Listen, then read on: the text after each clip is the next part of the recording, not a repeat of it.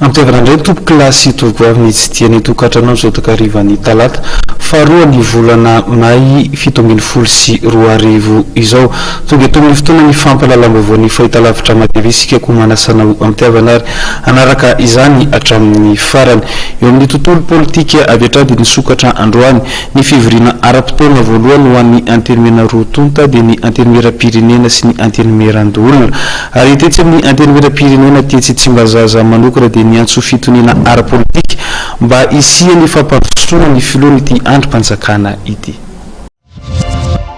Ny antso fitoniana ara-politika sy fitiavan-tanindrazana androany sy ny filohan'ny antenimera-pirenena Jean-Marc Serakoto-Mamonjy tamin'ny gabarina taona nandritra ny fanokafana ny fivoriana ara-potoana voalohany ho an'ny antenimera amin'ity taona ity. Efa maro izy ny vokatra sy ny foto-drafitrasa vitan'ny mpanatanteraka nefa kosa tokony mba hipaika tsara ny amin'ny fiainana andavanandro ny mponiny izany.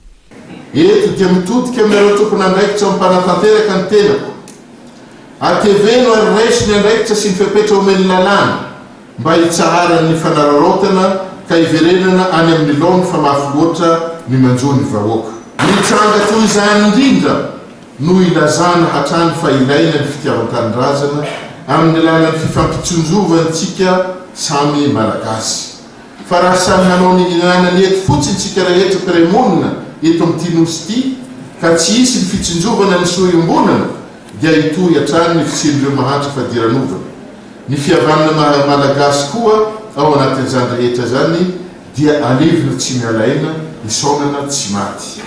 Nandritra ny kabarina taona ity solombavambahoaka voafita ny andapy ity no nanoritsoritany ny fiainam-pirenena amin'ny ankabehany ihany koa ka ny solombavambahoaka hoy izy dia hiara isalahy amin'ny mpanatanteraka mba hirosoana kokoa amin'ny fampandrosoana fa tsy fotoana ny fimpikapingana intsony izao.